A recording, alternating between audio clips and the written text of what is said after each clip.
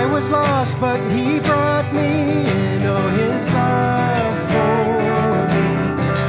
Oh, his love for me. Who the sun sets free. Oh, is free indeed. I'm a child of God. Yes, I am. Free at last, he has ransomed me. His grace runs deep. While I was a slave to sin, Jesus died for me. Yes, he died for me. Who the Son sets free, oh, is free indeed. I'm a child of God. Yes, I am. In my Father's house, there's a place for me. I'm a child of God. Yes, I am chosen, not forsaken. I am who you say I am. You are for me, not against me. I am who you say I am. I am chosen, not forsaken. I am who you say I am. You are for me, not against me. I am who you say I am. I am who you say I am. Who the Son sets free, oh, is free indeed. I'm a child of God. Yes, I am. In my Father's house, there's a place for me. I'm a child of God. Yes, I am.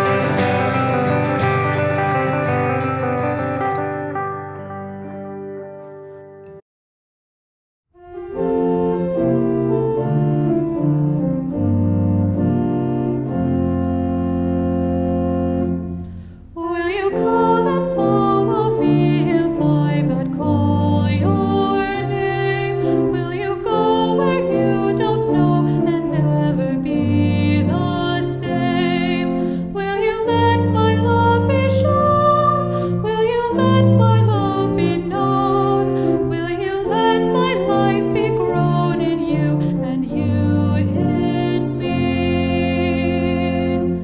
Will you love the you hide if I but call your name? Will you quell the fear inside and never be the same? Will you use the faith you found to reshape the world around through my sight and touch and sound in you and you in me?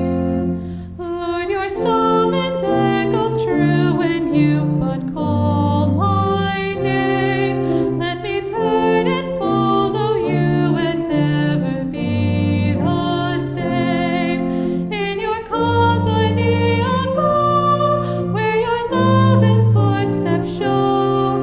Thus I'll move and live and grow in you and you in me. He says, I appeal to you, therefore, brothers, by the mercies of God, to present your bodies as living sacrifices. And we talked about that doesn't just mean your left arm in or your right foot in, but your whole self in. That's what Paul is saying.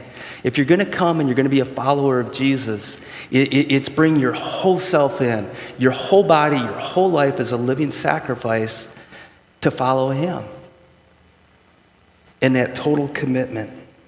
And so as we look a little bit further today in that chapter 12 of Romans, we get to hear how Paul sort of fleshes that out. What does it mean? What does it mean to live the daily sacrifice. And I want to share with you 5 different aspects of living the daily sacrifice. And I'll say 5-ish. I mean, there's many more, but we just want to look at a few of them today. And the first is get competitive. Now, competitive maybe doesn't sound like a thing, the right thing, but Paul tells us to get competitive. You know, the Olympics are delayed this year, right? We know that they're hoping to hold them next spring or summer sometime. But you know, the Olympian, when he comes and he competes or she competes, what's their goal? Their goal is to win so that, you know, the ceremony, you know, if you come in 3rd place, you get this bronze little thing you get to hang around your neck, and you get to come and you get to step up on the podium, you know. That's pretty good. But if you're in 2nd place, you get to step up just a little bit higher. And, you know, I got the silver medal. But if you get the gold, you stand in the middle, you stand on the top, they play your national anthem, and you stand there for the whole world to watch you. Well, Paul comes and he says to get competitive, but what he shares with us is to get competitive in another way. In verse 9, he comes and he says to us, let love be genuine, abhor what is evil, hold fast to what is good. Love one another with brotherly affections. And in verse 10, outdo one another in showing honor. Get competitive. Get competitive in showing honor to the other. Not get competitive so that you get to stand in center, but get competitive in getting somebody else up on the podium. You know, I've just been thinking about that this past day, and you know, it works so much better when I'm looking to get somebody else on the podium instead of myself. You know, when I'm trying to get myself up on the center stage, when I'm telling a story, do you know what parts of the story I tell? I tell the parts that make me look better. You ever do that? You know, you got the whole story here, and there's all these different people, and then there's, well, you know what I did. And here I go, and I try to get myself. And what Paul is saying is, I want you guys to reverse that. I want you to get competitive. I want you to tell the story and showing honor to others. I want you to tell the story so that you're looking at it and saying, how am I building up this person? How am I bringing that person from there up to here? And I tell you, when you start thinking that way and you catch yourself, because I still catch myself trying to tell my story the way I want to in the flesh, but when you let the Spirit take over and you find yourself, it's a lot easier to tell the story. And it's a lot more fun when you feel like you have brought someone else up. And so Paul tells us, get competitive. Outdo one another in giving another honor. The second one is be consistent. And in verses 11 to 13, Paul says a whole lot of things about living the sacrificial life. He says, do not be slothful in zeal, be fervent in spirit, serve the Lord, rejoice in hope, be patient in tribulation, be constant in prayer, contribute to the needs of the saints, and seek to show hospitality. And I read that and I said, wow, there's a lot there. You know, and just thinking about preaching all that, so I can't preach all that. But to think about doing it personally, I said, that's a lot to work on. And so my suggestion is, as you look at that list, look at that thing, that one thing that God might be wanting you to work on. You know, should I be a little bit more serving than I am?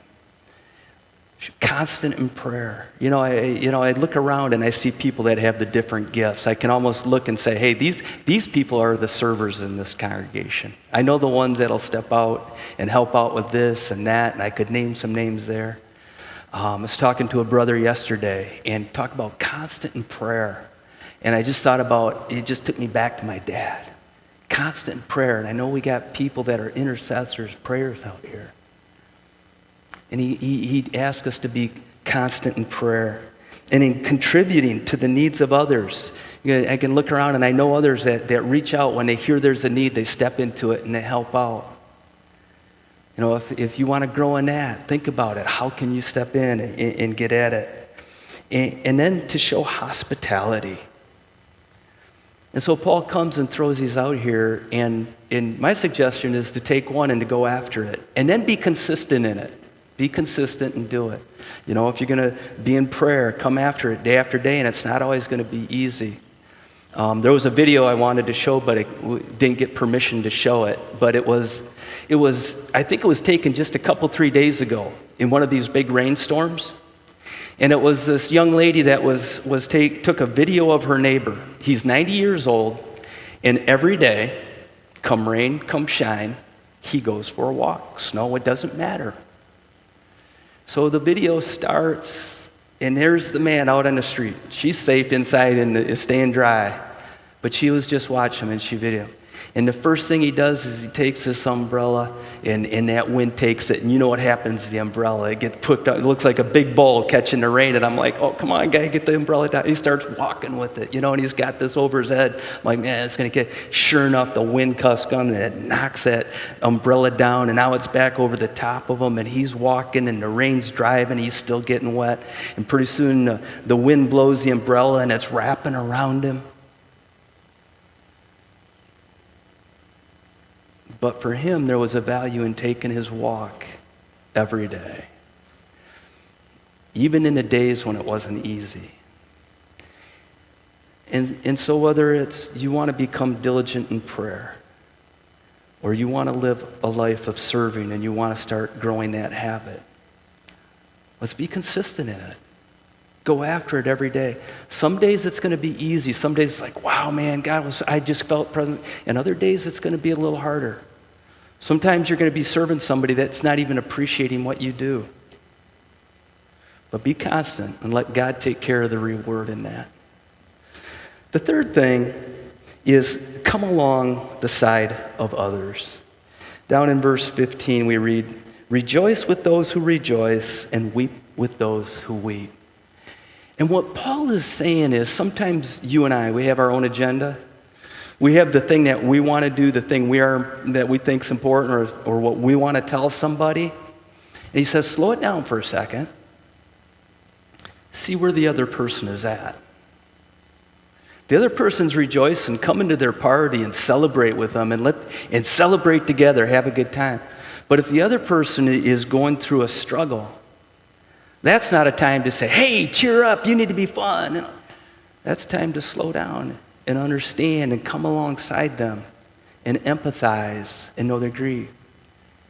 And so Paul is saying, when you come and you talk with someone, if we're going to live in harmony with one another, it means seeing where they're at and taking time to shift your mood, your place, so that you've come alongside them. And then he goes on and he says to live in harmony, in verse 16, to live in harmony with others. And what he's saying is, once we understand them, once we hear the melody they're singing, our song's going to be a little bit different, but you can make music together. And I got to tell you something. Me and Harmony have a hard time working together. I remember as a kid and a teenager, sometimes we were in youth group and we'd sing songs and somebody'd give me a say, okay, now this is your part. You're going to sing this harmony. This is your part. I'm like, okay, I got it. I'm singing it. And they're saying, okay, you got it. And then the other person starts singing, and they start singing their thing. And you know what happened after 2 lines? Guess whose song I was singing?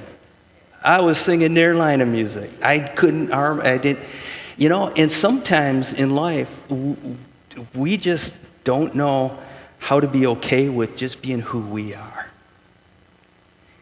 And letting the other person be who they are, and letting God bring those 2 things together.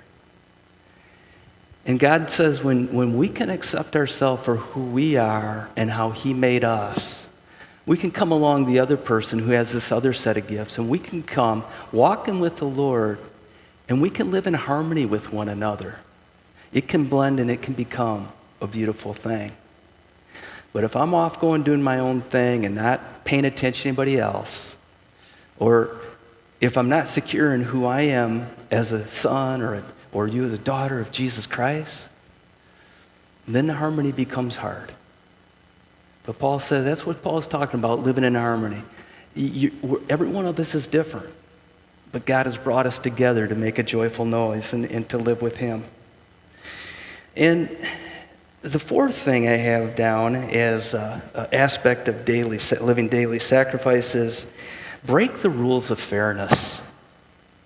Break the rules of fairness. Listen to what Paul says in verse 14. Bless those who persecute you and do not curse them. And in verse 17, repay no one evil for evil, but give thought to what is honorable in the sight of all. In verse 19, beloved, never avenge yourselves, but leave it to the wrath of God, for it is written, vengeance is mine, I will repay, says the Lord. And down in verse 20, he says, to the contrary, if your enemy is hungry, feed him. If he is thirsty, give him something to drink. And in this paragraph that Paul writes is just from beginning to end is wrapped in this. We're going to live life differently than the rest of the world. The rest of the world is, hey, I'm going to get even, I'm going to avenge. And he's talking about, don't worry about fairness. Let God take care of the fair part. Whoever you see, seek to bless. And that's a hard thing to do, isn't it? Yeah, I mean, I know in life there's times when I feel like I've been injured and I want to come back and I want to make sure that that person at least knows. I want them to feel a little bit of pain for the pain that they caused me. Anybody ever been in that place? It's just there. And Paul is saying that this is the living sacrifice. This changes the paradigm of the world. This changes the world that we live in. And down at the very end, we hear Paul say in verse 21, he says, do not overcome by evil, but overcome evil with good. And so that's what Jesus comes to us and says, Paul comes to us and says, and he said, listen, the world in a lot of ways uses evil to fight evil. But if you're going to be all in following me, let the good defeat the evil. Let what Christ is doing through you be a blessing. Don't worry about whether it's fair. Let that go. And then trust God to take care of it. And the fifth thing, and I sort of added this one on myself. I think it's sort of written in there. It actually came from a great theologian. Her name was Aretha Franklin. Anybody remember her? A little Motown music. R-E-S-P-E-C-T, just a little bit.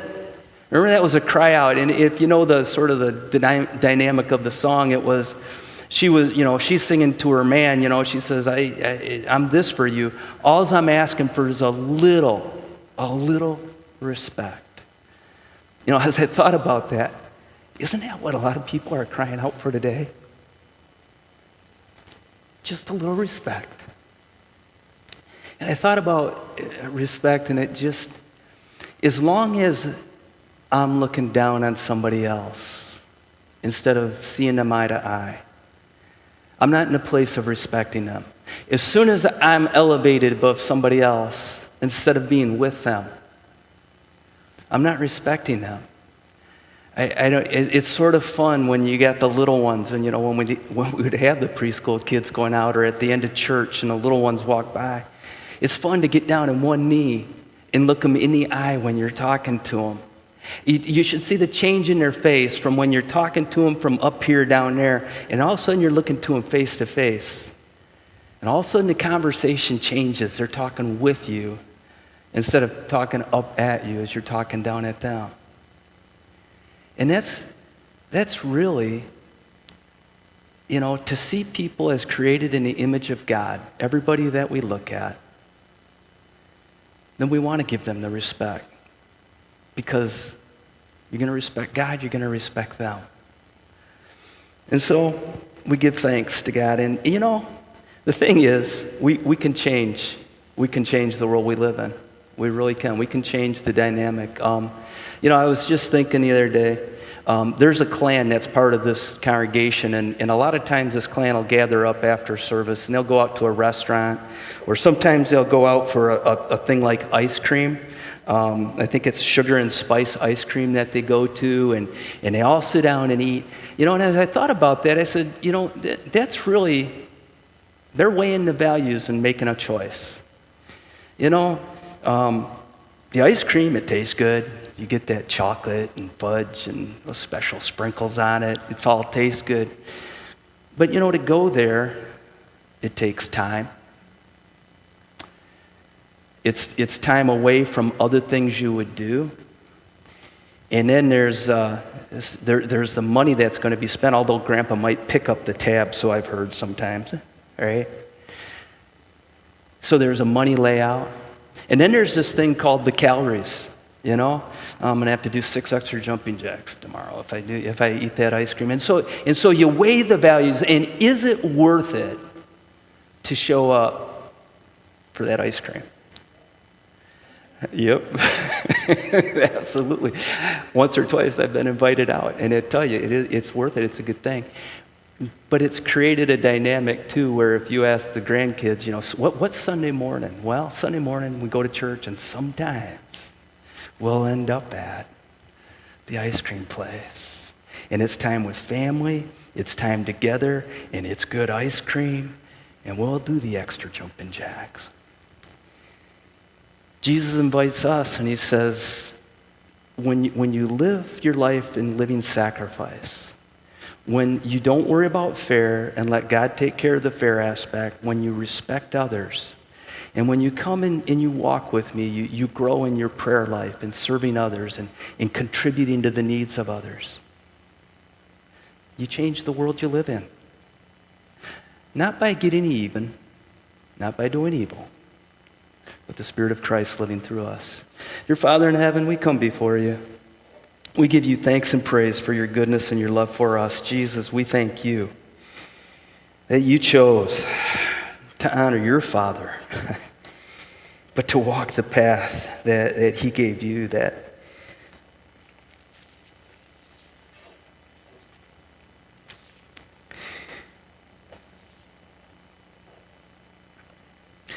you picked up your cross.